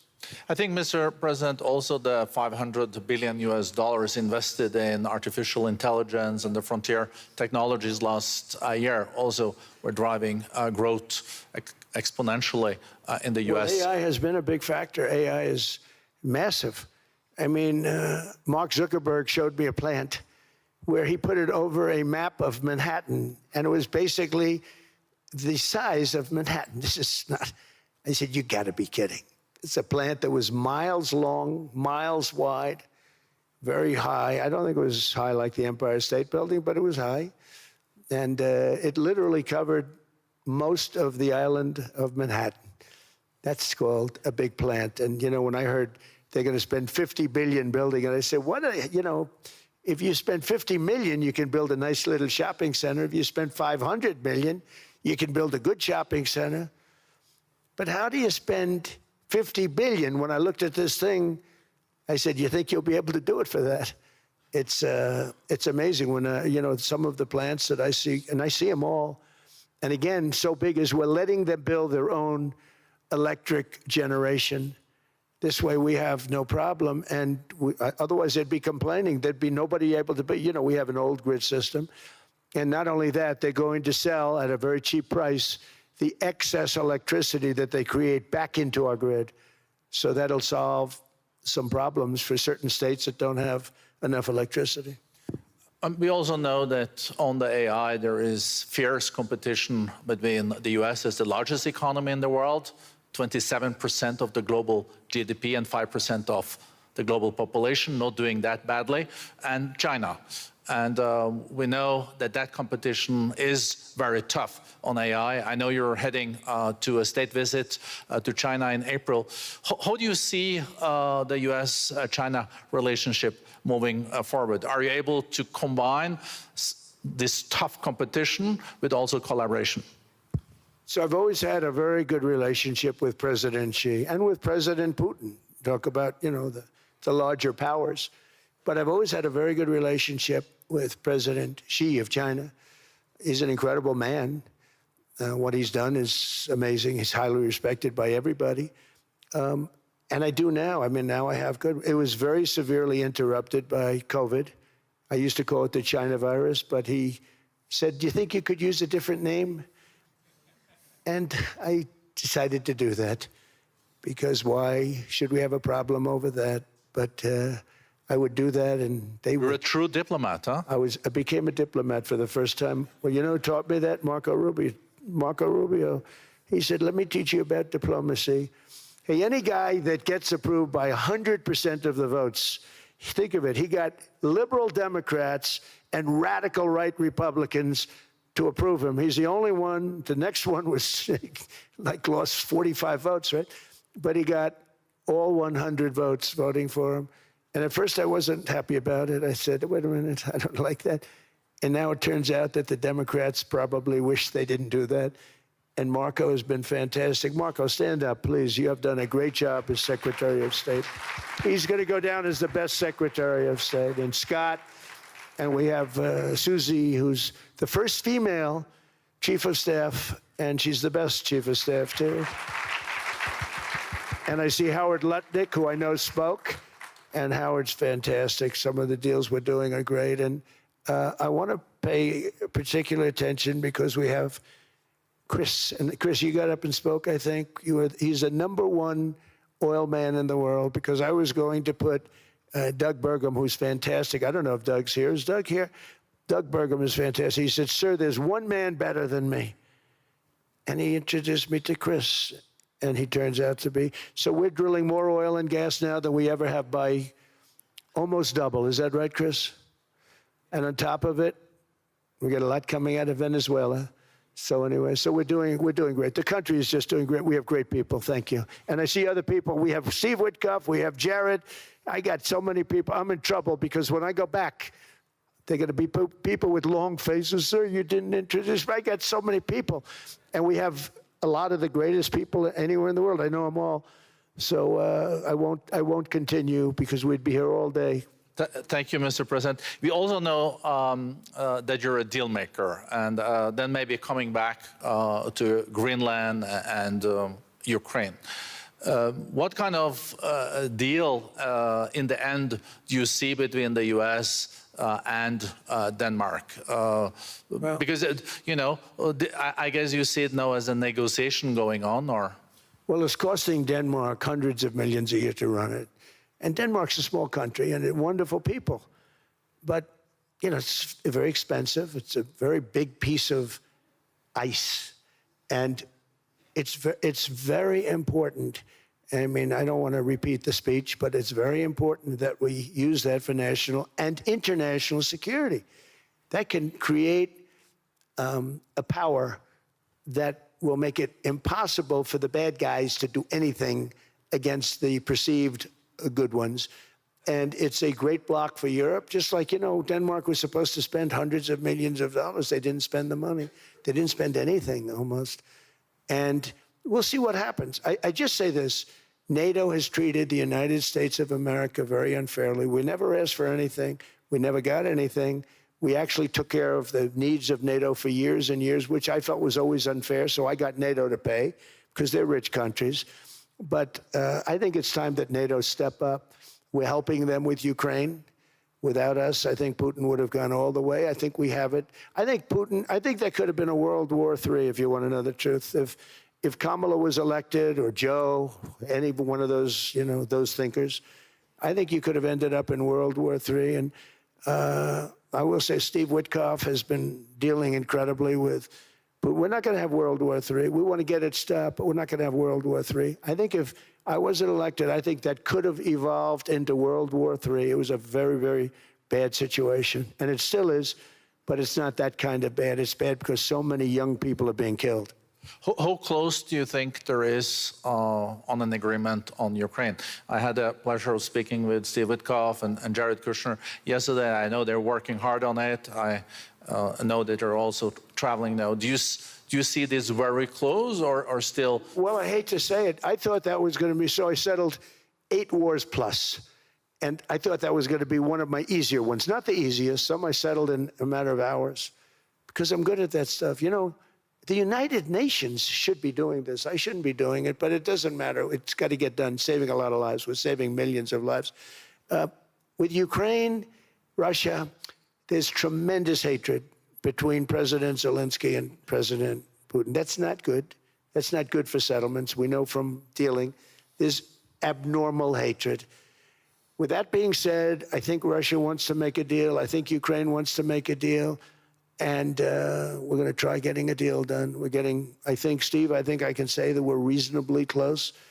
But what happens is oftentimes we'll have a deal with Russia. Russia's set, and President Zelensky will not do it. You saw that when he was in the Oval Office. I was not happy.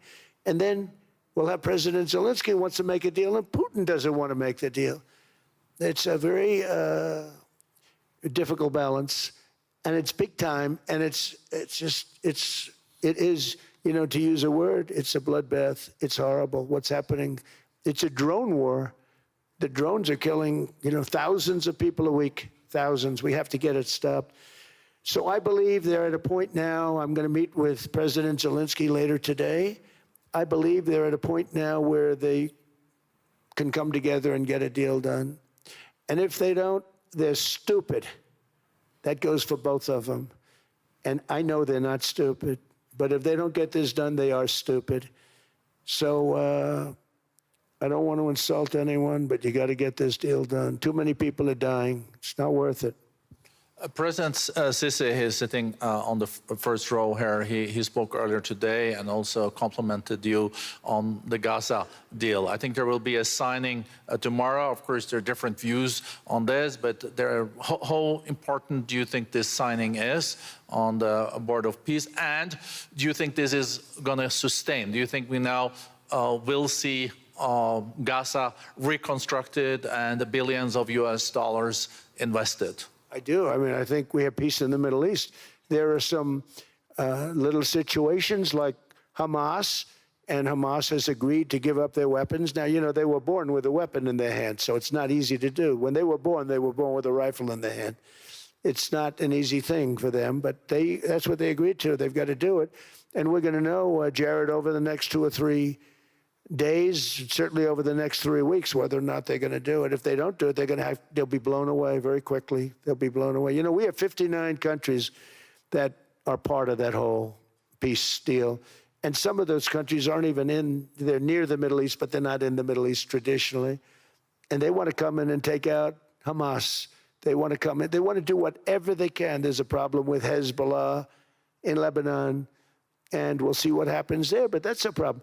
But there are these little flames, but there's peace in the Middle East. Now, had we not gone in and knocked out with those big, beautiful, we just ordered 25 brand new ones, the latest and the greatest, the B-2 bomber. Think of them, they went in there at 2 o'clock in the morning with no moon, no light, no nothing, and every single one of those massive bombs hit its target, 100,000-pound bombs hit its target, every one of them. And then on top of it, from a submarine 300 miles away, we hit the sites with tomahawks, which is an unbelievable weapon. So, you know, we did our job. If we didn't do that, you would have never had peace in the Middle East.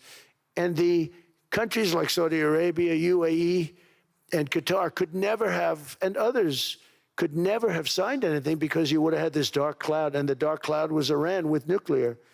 Iran would, if we didn't take them out, they would have had a nuclear weapon within 2 months. They were very close to having the nuclear weapon, and we hit them hard. And it was a total obliteration. If they may try again, but they're going to have to try from a different area because that area was obliterated. Incredible thing we did. And because we did that, we were able to make peace. If we didn't do that, I would say, Jared and Steve, if we didn't do that, there was no chance of making peace because the countries I just named and other countries could have never signed off. They were afraid. They were afraid. We had a bully. The bully was Iran, the bully of the Middle East. They used to call it for years. They were the bully of the Middle East. They're not the bully of the Middle East anymore. Mr. President, I know you even had to change plane last night, so I guess you didn't have much sleep, but I think you're... but your energy is still there. I know you have several bilateral meetings. I know you're also hosting a reception. So thank you so much for coming back to Davos. Thank you so much. It's highly appreciated. Well, thank you very much. Thank you, everybody, very much. Thank you. Thank you.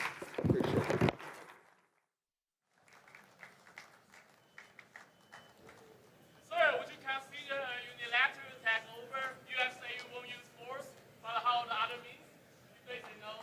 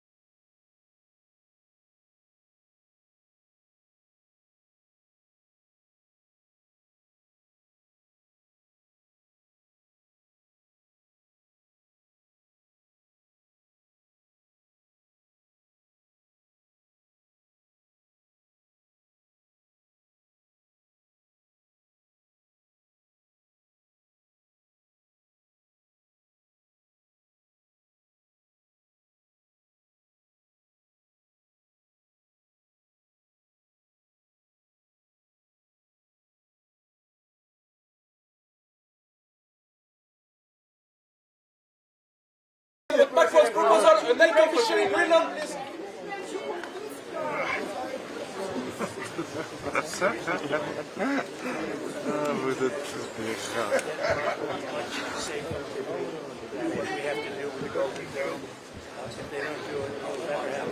International security.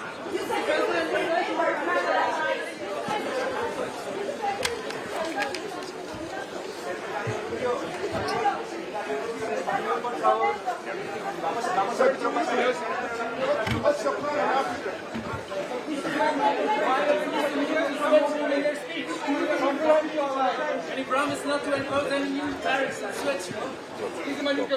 Thank you very much, everybody.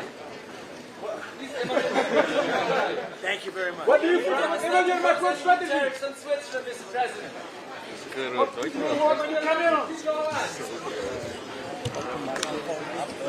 you like Canada?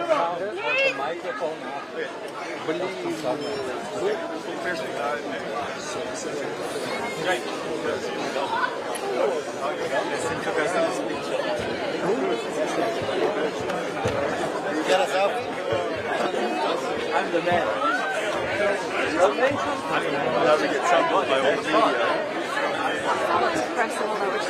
We might as well go up that way. If that matters. I'm sure they will after. There's a few people around. There's a few. Sorry. I'm a leading American tech entrepreneur. The rest of the world.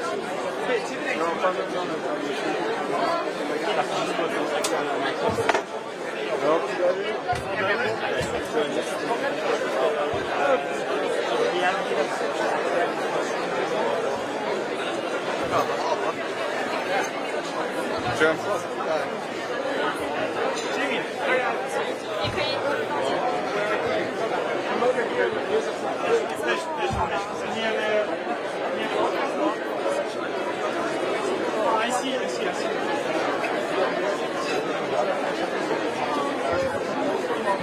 Oh, there you are.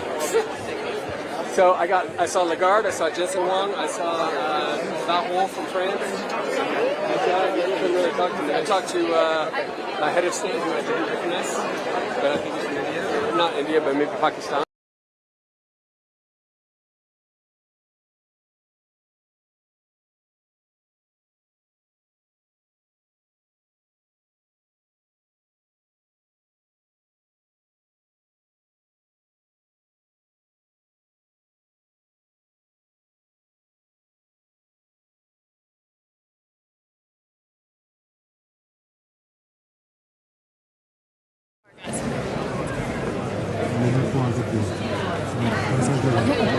Just guys, we're gonna listen.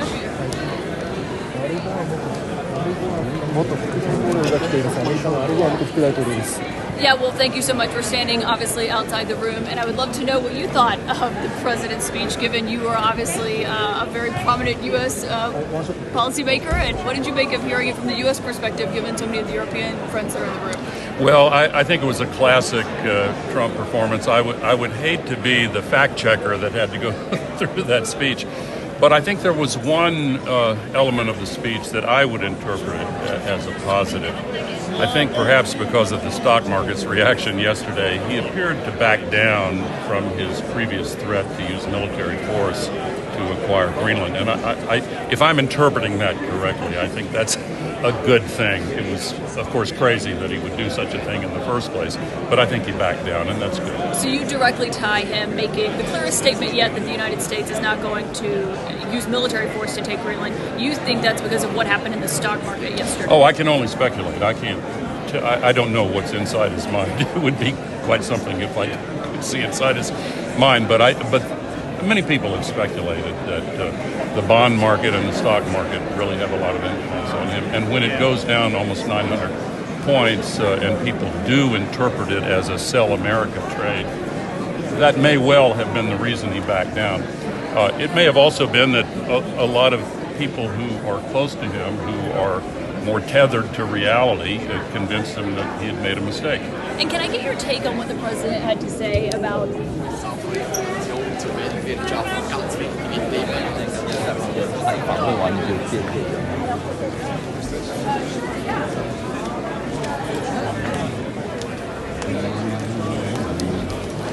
I got him.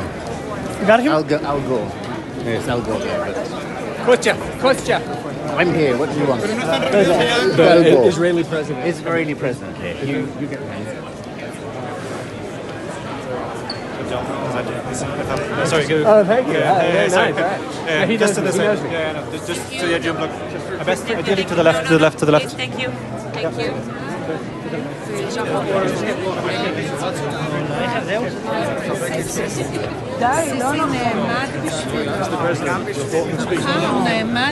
What did you think of the speech, sir? Will you be joining the board of peace? Is President Trump a man of peace? Transizione energetica, quella che lui chiama la grande bufala. Das ist unglaublich, wie einfach mit falschen Zahlen. I'll go. I want to go catch that.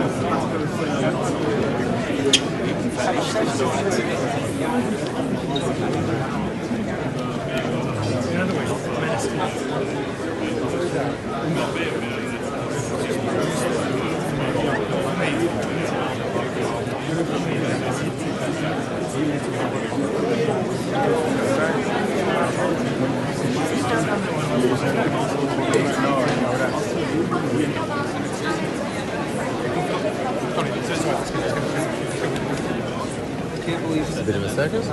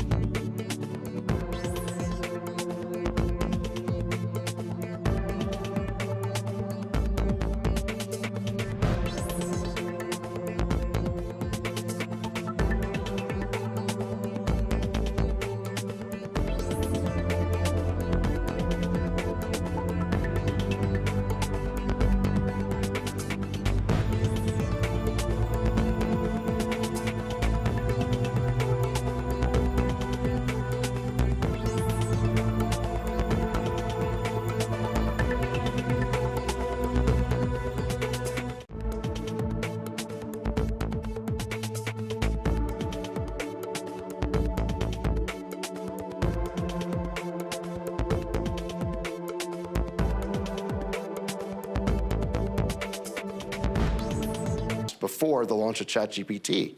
So that was in anticipation of something that hadn't happened yet. Well, if the thing hasn't happened yet, you're really regulating based on hypotheticals and fears. And I think a better approach would be to study the issue, see how it's actually being used, see what risks or dangers actually materialize, and then respond to those things.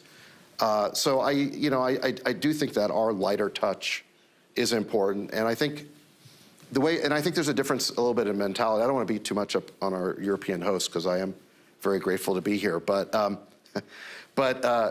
in his AI policy speech last July, the president said that we had to win the AI race, that we were in a race. It's a globally competitive race. The U.S. has to win it, just like we declared that, just like John F. Kennedy declared that we were in a space race, and we had to win that. President Trump declared we had to win the AI race, and he then defined several pillars of our strategy. The first one was being pro-innovation. And what he said, though, is that it's not up to the government to do the innovation. It's up to great entrepreneurs. It's our innovators, companies, and you're one of our great entrepreneurs, Mark. Thank you. And but it's people like you who push the ball forward, and we have to be in a support role in the government and create the ideal conditions for people like you to do that. Now, look, there's got to be some guardrails and some rules of the road, but fundamentally, we understand that innovation comes from the private sector. Now, when I hear European regulators talk about AI, there's a little bit of a main character syndrome, where when I've heard some European leaders talk about AI leadership, they're talking about setting the AI regulations and somehow the rest of the world's gonna copy that. And that's not the way that we think of leadership, right? We think of leadership as being first and foremost driven by the private sector. So it is a little bit of a difference in mindset there. I hope I'm not over stereotyping anyone, but that's just my general perception. One of the areas where we kind of partnered, competed, had fun was in the area of social media, but we did enterprise social media. Right. You had an incredible company, Yammer, which you sold to Microsoft, but you really became an expert in social media. And I think when both of us were in social media and we had Chatter at Salesforce, we had a lot of conversations about social media, but on the consumer side. It was kind of a very unregulated environment. We saw a lot of, I would say it's sometimes bad behavior, but there was kind of some unfortunate things that happened in social media over the last, call it, 15 years. We've gone through it in detail. Do you think that we learned some things about that over the last 15 years from the social media side that we'll be applying to AI? Well, I think there's definitely some concerns that people have about the influence of social media on children, that sort of things. We've heard that concern about AI. I'd say it's very salient. People are worried about what impact will this have. And that's something we're definitely looking at. And I think child safety has to be part of a larger regulatory framework. At the same time, and there's been a number of horror stories there about examples of self-harm that AI might have contributed to. I would say that at the same time that we recognize that's an issue, we do also have to consider that 1 billion people are successfully using AI every day, including lots of high schoolers doing their homework and that sort of thing without a problem. I know that in China they're incorporating AI into K through 12 education, because this is going to be key to upskilling the whole next generation. Having the skills to use AI, to know how to prompt these AI engines, how to create agents, this is going to be a fundamental skill in the economy. So I think we have to be a little bit careful when we talk about protecting kids, that yes, I think we have to be aware of some of those downsides, but we can't act like it would be a good thing for kids not to ever use AI. And I think if all you do is listen to the media, you might get that impression. I think that would be a big mistake. And I talk to my kids about this. I say to them, I ask them, do you feel like AI is addictive? And they'll admit that like TikTok is addictive, and YouTube and Snap, those things are far more engaging to them because they're talking to their friends or they're watching video. For AI, they say, well, it would be hard to live without it because it's so useful, but I don't spend that much time on it. I use it like Google's to look something up, it's to do research. So it's a little different, I think, than social media, where social media really, you could argue it's pretty addicting. I think AI, less addictive, more a utility. But I do think that in the public's mind, there's been a little bit of a transference of the concerns that people have about social media onto AI. And some of that transference is justified and some of it may not be. Yeah, I mean, we could talk, and maybe we should just go into a really super dark scenario Right. and then try to come back into a light scenario. Yeah. But if we go into a really dark scenario, we saw AI in several situations. You and I talked about that 60-minute segment on character AI, Right. where the AI morphed into a suicide coach for these kids. And it was something that you and I had never seen before, and it was shocking and horrible. You know, how do you think about that? What's your reaction? Well, so this is a case where it's a sort of a fantasy chatbot. I say this, it's a chatbot that's trying to create characters that would then interact with users. Some of those users then were teens, and then some of those teens had pre-existing mental issues. And yeah, I think that we saw that you had adverse consequences there. Obviously, it's going to be a subject of litigation to try and determine how much causation there was. But yeah, I think it contributed to those issues. I think that when you have a new technology like this, that again, 1 billion people are using so quickly, there's going to be cases like this that happen. I don't think any of these companies wanted those things to happen. And I think that now that they know that it's a possibility, they can start to program the AI in a way that will try and prevent those scenarios. When the internet kind of came along, and even before the internet, we there's one regulation that everyone in Silicon Valley really loves, which is Section 230. And that basically says, you know, these tech companies, initially the social media companies cannot be held responsible, and perhaps maybe even the AI companies cannot be held responsible for bad behavior of the AI. When you look at Section 230 and kind of accountability, self-regulation, do you think that do you think the Section 230 should be reformed, reshaped, reconstructed, or do you think it stands as it is, kind of preventing, and kind of holding full indemnification for the tech vendor? Well, Mark, I might be the last person on either side of the political aisle who thinks that Section 230 was a visionary piece of legislation that helped pave the way for the modern internet. I know there's opposition to it on both sides. The reason I say that is because what 230 did is it basically defined who's a publisher and who's a distributor. And under the existing law, publishers are held to one standard, distributors are held to another. In other words, if you're, say, a magazine on the distribution stand and you libel someone, or an article in your publication libels someone, well, you can be sued and you're on the hook for that, and you're going to end up paying damages. Now, the newsstand on which your magazine is sold, that is a distributor, and it is not subject to publisher liability. And so what Section 230 did is take those sort of real-world examples and apply them to online context. And specifically, what it said is that user-generated content will be treated on these platforms, that the platforms will be distributors, not publishers. Now, look, if those platforms are actually publishing the content themselves, and I think this probably would apply to AI companies who are creating content, we're going to hold them to publisher liability. But if all they're doing is acting as a distributor, then we're going to impose distributor liability. I think that distinction made a lot of sense. Maybe it's not perfect in some cases, but without that, I don't think you would have had comment boards on the internet. I think, user review sites like Yelp might have been sued out of existence. Think about it. Every time someone posts a review on Yelp that the store owner says, well, that's defamatory, I'm opposed to that, they can now sue Yelp. I think that these user-generated platforms may not have survived. And so I think it was very, very important in terms of allowing user-generated content to flourish all over the internet, including then on social media platforms.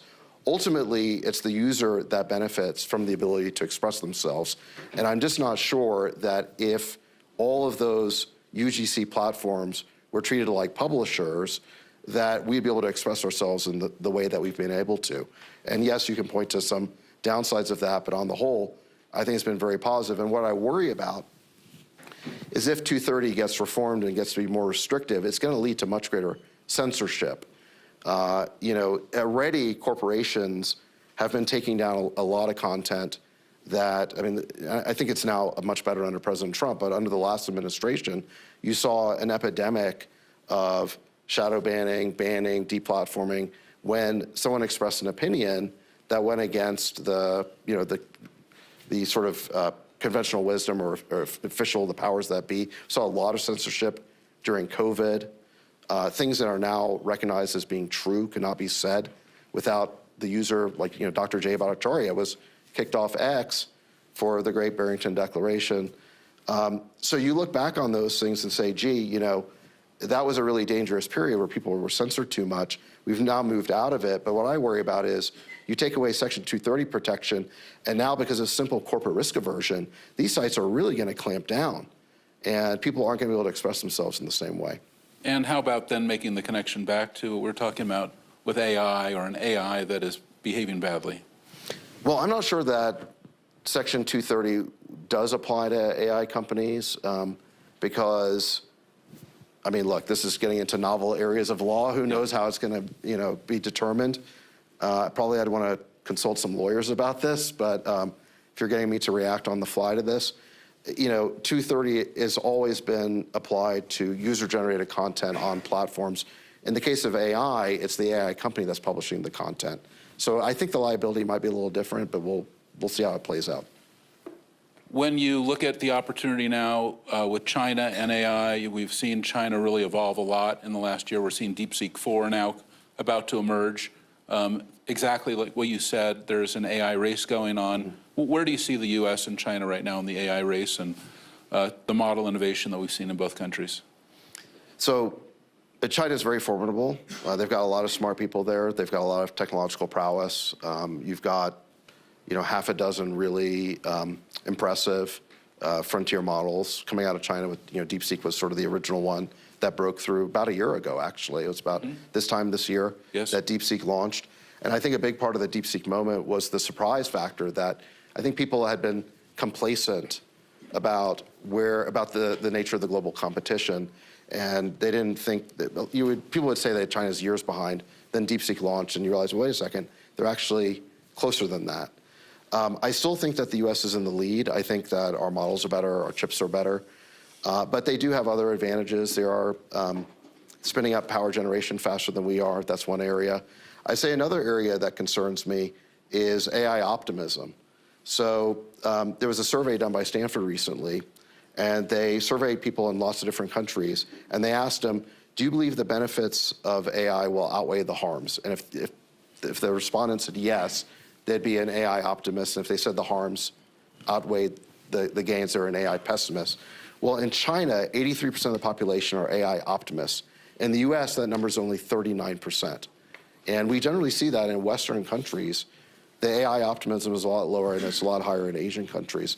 And I think it's a really interesting question about why they're more optimistic than we are, and who's right about that. But where I kind of worry is in the AI race, that if in a fit of pessimism, we do something like what Bernie Sanders wants, which is he wants to stop building all data centers, or if we have 1,200 different AI laws in the states, clamping down on this, clamping down on the innovation, I worry that we could lose the AI race because of a self-inflicted injury. So I hope that people will become a little bit more optimistic about this industry as more and more miraculous products come out. David, we're unfortunately having to cut it short because the president's speech went a little bit long, so maybe you could address that directly with him. I want to thank you so much for coming to Davos this year, and I hope we'll see you again because we're so thrilled that you're here to have Well, thank you for having me. Appreciate it. Well done. Good job.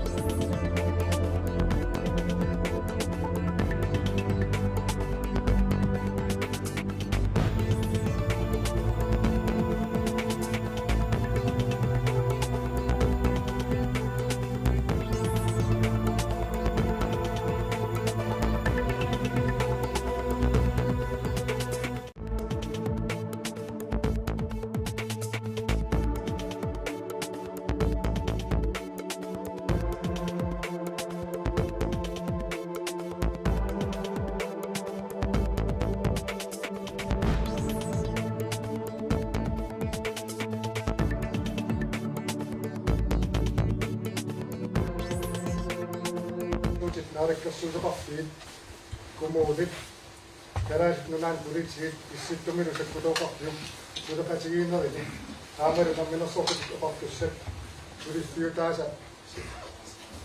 isumassarsianik tunniussuinerisa kingunerisaanik piiusimuartinneqartut taamatuttaa siunnersuutit karaasik nunaata uqalumaarsimanissavut ataatimuutitaliarsuani eqqartorneqarmikuutu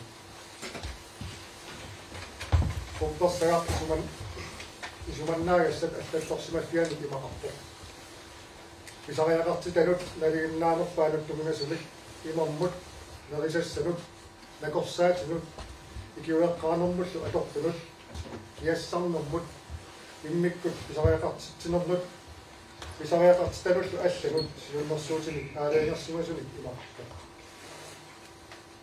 имаасиннаавоқ сиуннэрсуутиттамааса Marinnissaat pisariaqartissagimki.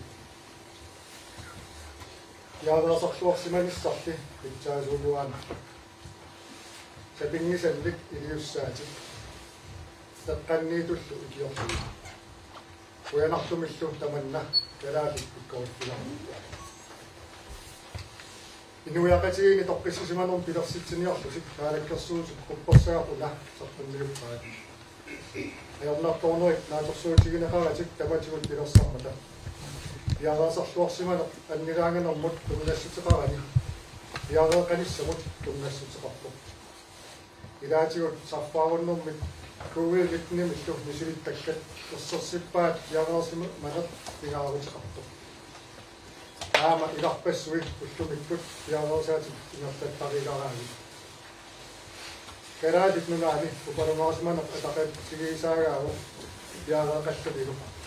Uppersagarlu ataatimoqatigiinermik ukippersaatikut tapiliussaagu tapiliussatut isigineqassa. Uppersagar iffissami sivisuumi suliaqarnermik suliatigullu naliliinermik tumineeqarpoq. Iffissaagallartillu eqqissisimasumillu paasississiineq eqqarparput. Iffissaat suarallartillugu iliusaqarneq matumani pineqarpoq. Арлааник писоқалернераник оқариартуутаангила. Силлиматиссатут исигинеқассаа писариақалерниссаалу маанангаа нааторсуутигинеқассангила пиараасимасуттас уссатулли исигинеқасса. Упалунгаарсиманермут акисуссаалеқ наалаккерсуигулиипо. Акисуссаалеқ оқарфиилу сулериаасиссаат имисситсерепут акисуссаалеқ оқарфиил акорнанник сулеқатигинерпулаккернеқаруупи. Иннуттаасут пиареерсиманерат оқартуссат сулинниарнераннут таарсиутиссатут исигинеқассангила. Иннуттаасут пиареерсиманерат икиортариақарнерпаат сукканерусумик иорнеқарсинааниссаанут пиареерсаатиссатут исигинеқасса. Сиуннэрсуутит наярпутассиакут инокутигиилу атаасиаккаат канор иниссисиманераннут аннингаасақарнераннут канорлу ториарписсақарнераннут налуммассарнеқассаттути таматумалу кақатигисаани киккуттаморник ассигиимик тумнависсақангитсут аама илисумааринеқартоқ оқаатигиссаллу пингаарутеқарту аама илуақутиталимник атаатимооруссиллуни илақуттат эққаамиут ималууни наюккани нунаққатик илагалугит пиареерсартоқарсимаава анникитсумик пиареерсарнеқ пиареерсангиуннэрми питсаанериуаа пингаарутеқарпоқ нақиссуссаллугу пиареерсарнеқ пиффиккаартумик атаасимоо уссаралугулу исиннаама суут тамармик атаатиккут иссарсиаринеқартариақингиллат аама сиуннэрсуути арлақартут инуит иттақутигис атаасиаккаат пиеригаани аатаалеқарерпут таматумасалиатигут аярнарторнэрми писортат инуяқатигиини сангиинерусут икиорс сангиинерусут икиорсиниссамун иммиккут писуссаалеқартут аярнарторнэрнут пиарер симаниссарпут унатсинни сумиусимоорпут ингортитар наалагагалугу нунами маани инуугатта таамаакаруарторли таматта аёрнарторнерми угаасиннаагу пиареерсалаарсиманерлу илуақутсақартақартуаани таамату опаасеқарлинга уллун таллиман имминунатаксинааниссамут иннерсуусит сартуммиуттарта таавалу исимақатигиисут исерфиумаакамма исерфиингиннерани массакки аққалуумут оқаастунниит каллассавара наалаккерсуусиннерли тамасси маали кисерсимас тикиллуаритсит аамалу синериамми тусарнаарпусус тамасси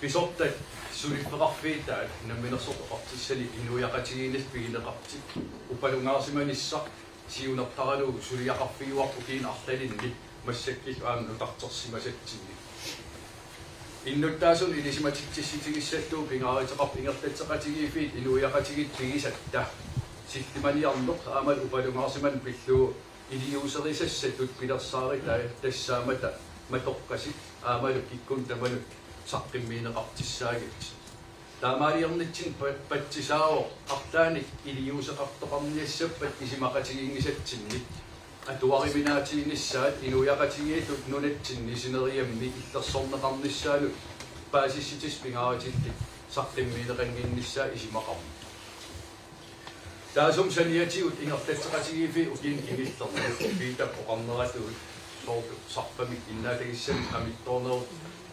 илинниарфиусарнери хаамали инуяқатигин артааник писеқартиллуу ингерлатсеқатигиифи илиусиссатик маанакну тартерлигит куттун аернерпаанут пиареерсар ингерлаппаат таамаалилни инуяқатигиинут тоққиссисиманарнерпаамик артаан писеқассагалуарпат упалунгаарсиманеқ ингерлатсеқатигиифинни пигисатсинни аама пиуммат илисиматиттистигерусуппаа наалаккерсуусут наалагаафеқатигут аамалу нуна аллат икингитиусулеқатигалигаам упалунгаарсиманермик силлиманиарнерма тортулерсуутини мисиссуинерит ингерланнеқарпут таасум саниатигу аама упалунгаарсиманиссамут пиккориффигисариақаккат сумиисарнерит аамаани инуяқатигин саққиммиинеқарникут ингерланнеқарпут таасумат саниатигу аама писариақартитасуусиннаанерин аамналилерсуинери ингерланнеқарти таамаам теснaalakkersuusuningaan малиннаафигерписсаапарпут упалунгаарсиманиарнерм силлиманиарнермут апеққитин тунгасини